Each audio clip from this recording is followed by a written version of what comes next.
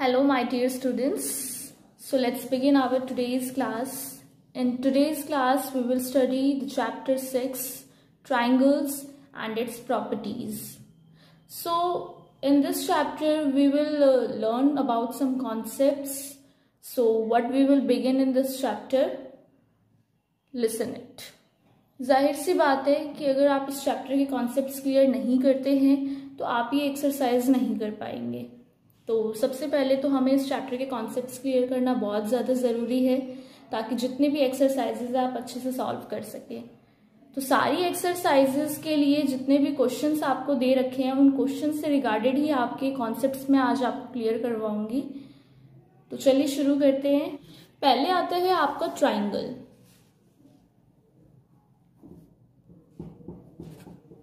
देखिए चैप्टर का नेम ही है ट्राइंगल। ट्राइंगल जो है इनमें 3 साइड्स ही होती है, क्योंकि देखिए आप स्क्वायर के बारे में भी पढ़ते हैं, आप रेक्टेंगल के बारे में भी पढ़ते हैं, ठीक है, आप सर्कल के बारे में भी पढ़ते हैं, लेकिन ट्राइंगल कुछ अलग टाइप का होता है, ठीक है। Triangle is a closed curve made of 3 line segment. जो 3 लाइन सेगमेंट से आपका एक क्लोज कर्व बनता है उसी को हम क्या बोलते हैं? ट्राइंगल बोलते हैं। ट्राइंगल्स में आप नेम दे सकते हैं A, B, C। ट्राइंगल आपका कैसा भी हो सकता है, जरूरी नहीं है कि आप ट्राइंगल इसी तरीके से बनाएंगे। आप ट्राइंगल ऐसे भी बना सकते हैं, आप ट्राइंगल ऐसे भी बना सकते हैं, कैसे भी बना सकते हैं आप ट्राइंगल को, ठीक है। अब देखिए इनकी कुछ बेसिक प्रॉपर्टीज हैं, जैसे देख सकते हैं आपको ये तो पता चल ही गया, इट हैज 3 साइड्स। इनकी कितनी साइड्स होती हैं? 3 साइड्स होती हैं। साइड कौन कौन सी आप लेंगे? अगर आपसे पूछा जाता है कि साइड्स कौन कौन सी हैं तो साइड देख सकते हैं आप AB, देख सकते हैं आप AB, BC और CA। हमारे ट्राइंगल्स में कुछ एंगल्स भी होते हैं। एंगल्स देखिए हम किनको कहते हैं, यहां से आप देख सकते हैं, ठीक है, ये आपका बन रहा है एंगल BAC, ठीक है। एंगल जो होता है हम हमेशा उसको बीच में लेते हैं। किस में लेते हैं? बीच में लेते हैं। अगर आपको बोला जाए एंगल C बताने के लिए तो आप एंगल C कैसे बताएंगे? एंगल आप ACB। अगर आपको बोला जाए कि आप एंगल हमें B बताइए तो B कैसे आप बता सकते हैं? आप बता सकते हैं एंगल CBA, ठीक है। इस तरीके से आप मेंशन कर सकते हैं। अब देखिए, अब हम ट्राइंगल में मीडियन के बारे में जानेंगे कि आखिर मीडियन क्या होता है। Median is the line that connects a vertex of a triangle to the midpoint of the opposite side. देखिए इसका कहने का मतलब ये है कि जैसे कि आपके पास एक ट्राइंगल है, ट्राइंगल में आपको यहां पे इस तरीके से आपको दिया गया है, ठीक है। आप इसको नेमिंग कर सकते हैं A, B, C और आप इसको दे सकते हैं D। तो ये जो आप AD देख रहे हैं, इट इज योर मीडियन। क्या है? ये आपका मीडियन है, ठीक है। यानी अगर आपको मीडियन बनाना है, ठीक है, BC के बीच में, तो आप वर्टेक्स A से मीडियन बनाएंगे, यानी आपका AD यहाँ पे क्या हो गया? मीडियन का काम कर रहा है, ठीक है। In the given figure, AD is the median joining the vertex A to the midpoint of BC। BC के बीच में ये A से मिड पॉइंट बना रहा है, ठीक है। अपोजिट साइड पे हमेशा बनता है। जैसे कि आप एक और फिगर ले सकते हैं, यहाँ पे मैं आपको एक फिगर और दिखा देती हूँ। अगर आप यहाँ पे ट्राइंगल लेते हैं ABC, ठीक है, तो यहाँ पे अगर आपको बोला जाए कि B से आप बनाइए मिड पॉइंट, तो B वर्टेक्स से अगर आप मिड पॉइंट बनाएंगे तो ये इसकी अपोजिट साइड पे बनेगा। यानी इसकी अपोजिट साइड कहने का मतलब ये है कि ये यहाँ बनेगा इस तरीके से, ठीक है। आप इसको नाम दे सकते हैं कुछ भी।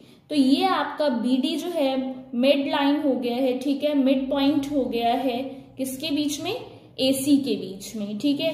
फिर इसी तरीके से अगर आपको बोला जाए कि C वर्टेक्स से मिड पॉइंट बनाइए, तो C वर्टेक्स से मिड पॉइंट किस तरफ बनेगा, इसकी अपोजिट साइड पे। तो इसकी अपोजिट साइड क्या हो जाएगी, आपकी AB हो जाएगी। तो आप यहां बना देंगे इसका मिड पॉइंट। तो जो C वर्टेक्स से जो मिड पॉइंट बन रहा है वो किसके बीच बन रहा है, AB के बीच बन रहा है, ठीक है। ये बात क्लियर रहेगी आपको। नेक्स्ट इसके बाद आपका आता है अल्टीट्यूड।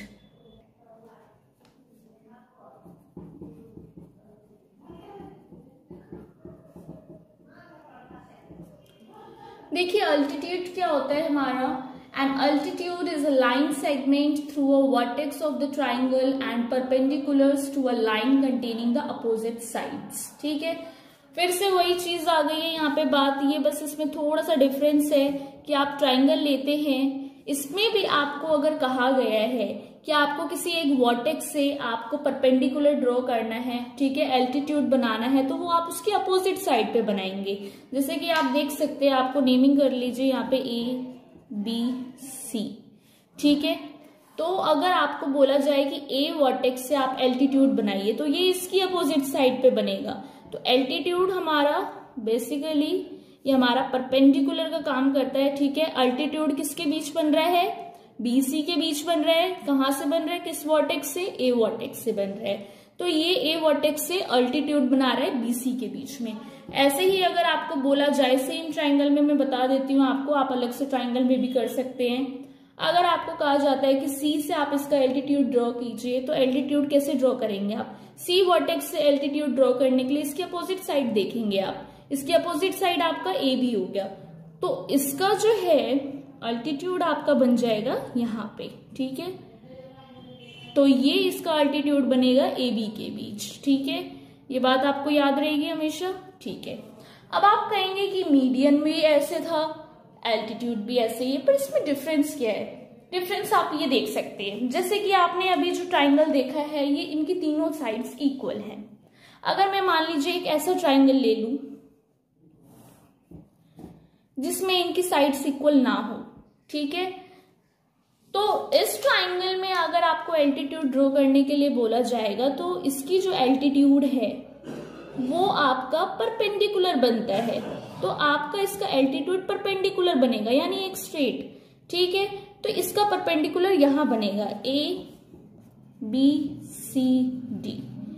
लेकिन आपको मिड पॉइंट की बात अगर की जाए, तो इसका जो मिड पॉइंट है वो A से कहां पे बनेगा, इसका मिड पॉइंट तो इसके बीच में बनेगा, क्योंकि मिड पॉइंट क्या होता है, जो हाफ पार्ट में डिवाइड कर दे, ठीक है। यानी इसका मिड पॉइंट जो है इसका BD का क्या हो जाएगा, हाफ हो जाएगा। तो इसका जो हाफ अगर हम करेंगे तो कुछ इस जगह पे इसका हाफ हो जाएगा, ठीक है। थोड़ा सा आप इधर ले लीजिए, इस जगह पे इसका कुछ हाफ हो जाएगा।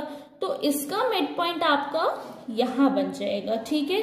तो ये तो आपका कहलाएगा मिड पॉइंट, और इसका तो परपेंडिकुलर ही बनेगा हमेशा। ऑल्टीट्यूड हमेशा परपेंडिकुलर होता है, तो ये हमेशा इधर ही बनेगा। इसमें आप ये नहीं देखेंगे कि ये इसको हाफ पार्ट में डिवाइड कर रहा है कि नहीं कर रहा है, वो सिर्फ और आप सिर्फ किस में देखेंगे, मिड पॉइंट में देखेंगे, क्योंकि मिड पॉइंट जो होता है 2 पार्ट्स में उसको इक्वली डिवाइड कर देता है। It's clear to all, okay.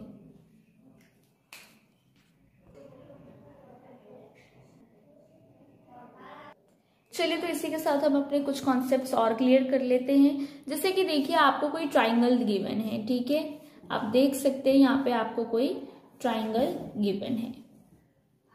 इस ट्राइंगल को मैंने नेम दे दिया है A, B और C। मान लीजिए मैं इसको 11 सेंटीमीटर ले लेती हूँ, मैं इसको 14 सेंटीमीटर एंड इसको 9 सेंटीमीटर। तो sum of the length of any 2 sides of a triangle is greater than the third side.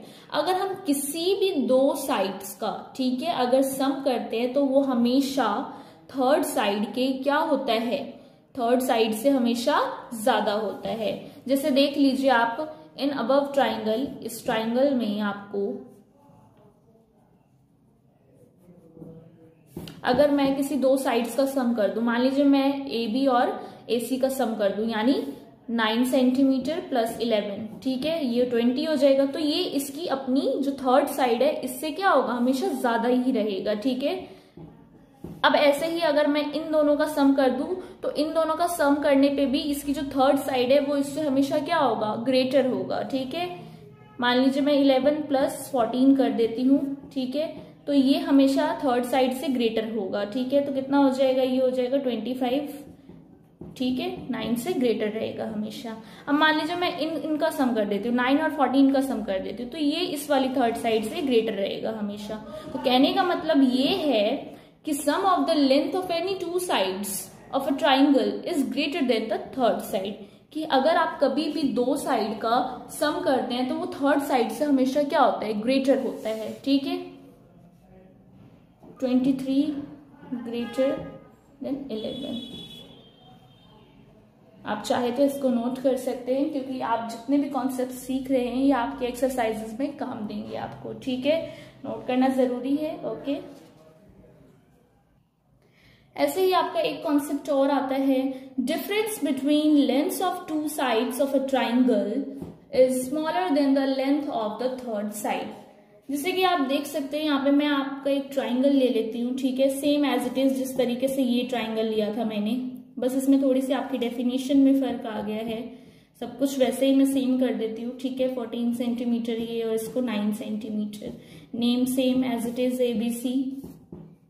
Definition एक बार और ध्यान से देख लीजिए, the difference between the length of any two sides is smaller than the length of the third side. यानी अगर आप किसी दो साइड का डिफरेंस निकालते हैं, यानी उसको माइनस कर देंगे, तो वो हमेशा थर्ड साइड से क्या आएगा, स्मॉलर आएगा। जस्ट इसके अपोजिट, ठीक है, उसमें आप किसी दो साइड का सम करते थे तो थर्ड साइड से क्या आता था, ग्रेटर आता था। देख सकते हैं आप, ग्रेटर आ रहा था आपका इसमें। लेकिन इसके जस्ट अपोजिट में अगर आप किसी भी दो साइड का डिफरेंस कर देते हैं, उसको माइनस कर देते हैं, तो वो हमेशा थर्ड साइड से क्या आएगा, आपका स्मॉलर आएगा। मैं आपको करके दिखा देती हूँ। अगर आप इन दो साइड्स का डिफरेंस निकालेंगे 11 माइनस 9, तो ये 2 होगा, जो कि आपका क्या होगा, हमेशा स्मॉलर होगा थर्ड साइड, यानी 14 से। 14 माइनस 11 कर देंगे आप, तो ये 3 हो जाएगा। फिर भी ये क्या रहेगा, स्मॉलर रहेगा, किससे, अपनी थर्ड साइड 9 से, ठीक है। 14 माइनस अगर आप 9 कर देते हैं तो फिर भी ये स्मॉलर रहेगा, 5 आएगा इसका आंसर। तो ये भी अपनी थर्ड साइड से ये क्या हो जाएगा, स्मॉल हो जाएगा। Okay, it's clear to all. चलिए आगे बढ़ते हैं। फिर से यहाँ पे कुछ ट्राइंगल की प्रॉपर्टीज आती हैं, ठीक है, जैसे कि आप देखेंगे अभी triangles properties.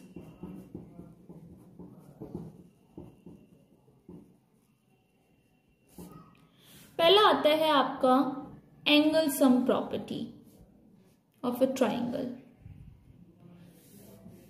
The total measure of the three angles of a triangle is 180 degree. ठीक है, बताया गया है कि आप अगर किसी ट्राइंगल का टोटल मेजर करते हैं, ठीक है, तीनों एंगल्स को मिला के, तो उसका सम हमेशा 180 डिग्री आता है। जैसे कि आप एक ट्राइंगल ले लीजिए PQR, ठीक है। अगर मैं इनके एंगल्स को मान लीजिए कुछ ले लूं, 50 डिग्री इसको ले लूं मैं, ठीक है, इसको मैं ले लूं 70 डिग्री, इसको मैं ले लूं 60 डिग्री। तो अगर आप इस ट्राइंगल में, इन ट्राइंगल, ये ट्राइंगल क्या है, PQR, इन ट्राइंगल PQR में अगर आप angle RPQ plus angle RPQ, ठीक है, तो एंगल मैंने हमेशा बताया था हम आपका कहाँ लेते हैं, बीच में लेते हैं। फिर अगर मैं अब ले लूं एंगल PQR, अब एंगल PQR ले लूं मैं, फिर मैं ले लूं एंगल QRP। तो देखिए एंगल RPQ आपका कितना दे रखा है, 70 डिग्री, क्योंकि एंगल तो बीच में जो होता है उसी को लेते हैं। तो P वाला एंगल देखेंगे 70 डिग्री, तो 70 degree plus angle PQR, Q वाला एंगल 60 डिग्री दे रखा है, प्लस एंगल QRP R वाला एंगल 50 डिग्री दे रखा है। तो अगर मैं इन तीनों एंगल का सम करती हूं, ठीक है, तो इसका सम हमेशा कितना आएगा आपका, 180 degree. It's clear to all. तो कहने का मतलब यही है कि the total measure of the three angles of a triangle is always 180 degree.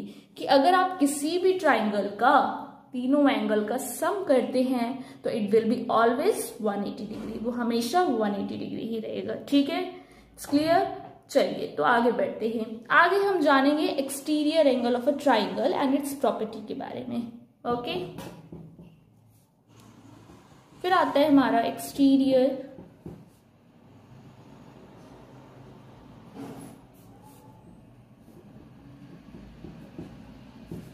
angle of a triangle and its property.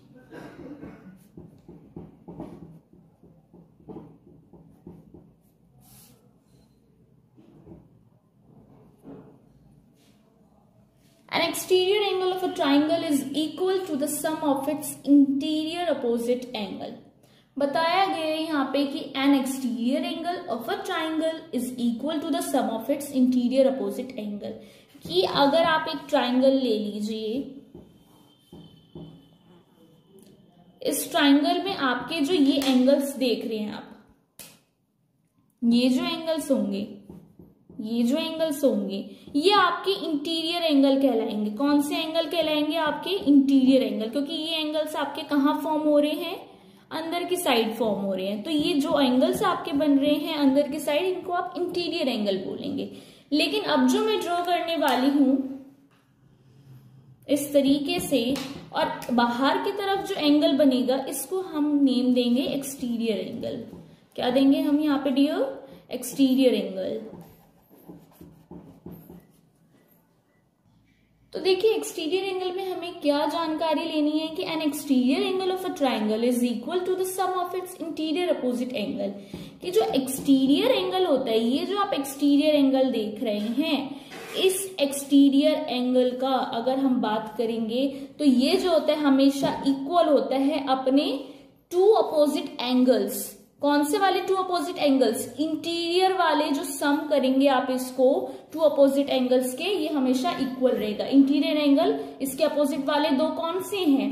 ठीक है, एक ये वाला है, एक ये वाला है। ये तो इसके अपोजिट हो नहीं सकता, तो इसको नेम दे देते हैं 1 और इसको दे देते हैं 2। तो ये हो गया एंगल 1 और ये हो गया एंगल 2। तो एक्सटीरियर एंगल के अपोजिट वाले एंगल, दो एंगल, एंगल 1 और एंगल 2, अगर आप इन दोनों का सम करते हैं, एंगल 1 प्लस एंगल 2, इसको भी आप कोई नाम दे दीजिए, इसको दे दीजिए 4। ठीक है, तो अगर आप एक्सटीरियर एंगल के दोनों एंगल्स का, अगर आप एक्सटीरियर एंगल के दोनों इंटीरियर एंगल अपोजिट वाले का सम करते हैं, ठीक है, तो वो हमेशा एक्सटीरियर एंगल के इक्वल होता है। It's clear to all? यहां तक बात क्लियर है आप सभी को? ओके, चलिए आगे बढ़ते हैं इसी के साथ। नेक्स्ट आता है हमारा पाइथागोरस थ्योरम। देखिए बताया गया है आपको यहाँ पे, आप एक यहाँ पे राइट एंगल ट्राइंगल ले लीजिए।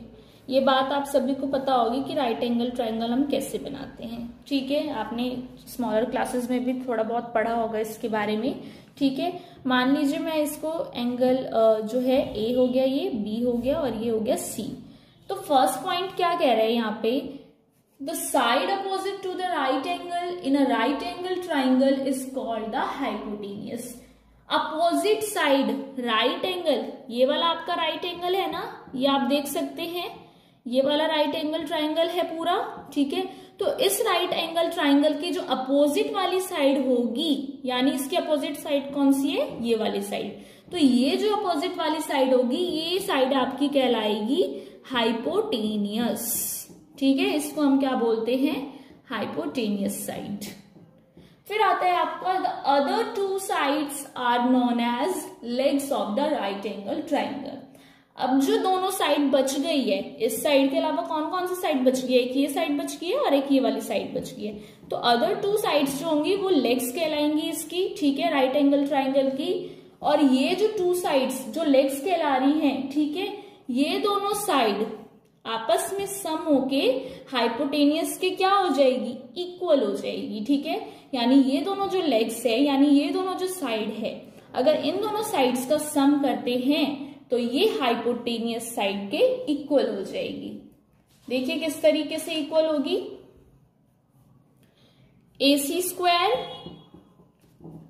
Equal AB square plus BC square. अभी अभी बताया था ना कि जो इनकी दो लेग्स है यानी जो दो साइड बच गई हैं, ठीक है, AB और BC, ये दोनों साइड्स के सम, इन दोनों साइड्स का सम जो है वो हाइपोटेनियस के क्या हो जाएगा, इक्वल हो जाएगा। तो हाइपोटेनियस वाली साइड कौन सी है, AC, तो AC का स्क्वायर इक्वल, ठीक है, AB और प्लस BC का स्क्वायर। एक चीज और आपको ध्यान रखनी है, यहाँ पे बताया गया है कि आप हाइपोटेनियस भी लेते हैं, आप परपेंडिकुलर, ठीक है, आपकी जो ये दोनों साइड्स है इन सभी का क्या होगा, हमेशा स्क्वायर होगा। तो यही आपका पाइथागोरस थ्योरम कहलाएगा। Okay, it's clear to all. I hope आप सभी को समझ आ रहा होगा। आपके सभी कॉन्सेप्ट्स इट्स नोट्स से आपके क्लियर हो जाएंगे और आप आसानी से एक्सरसाइज को कर पाएंगे। ओके स्टूडेंट्स, एक एग्जाम्पल ले लेते हैं हम यहाँ पे। मान लीजिए मैंने यहाँ पे एक राइट एंगल ट्राइंगल लिया।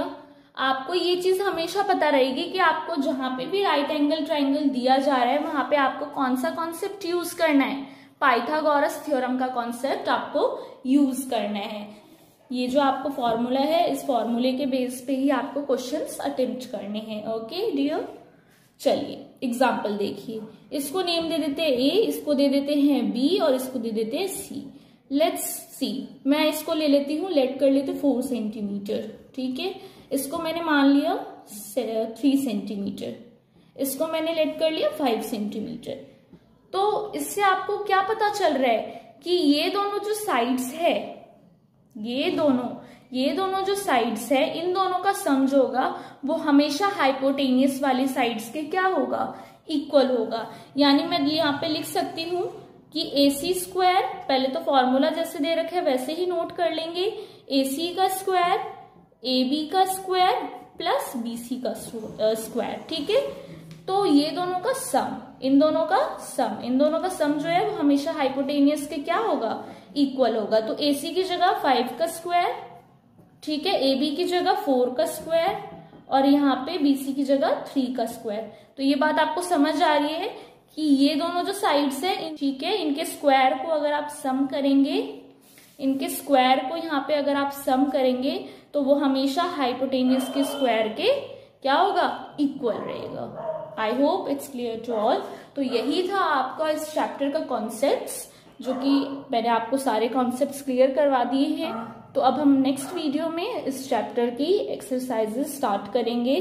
तब तक के लिए आप इस कॉन्सेप्ट्स को अपनी नोटबुक्स में नोट डाउन कर सकते हैं, जिससे कि आपको बिल्कुल ही अच्छे से क्लियर हो जाएगा। Thank you guys for watching the video.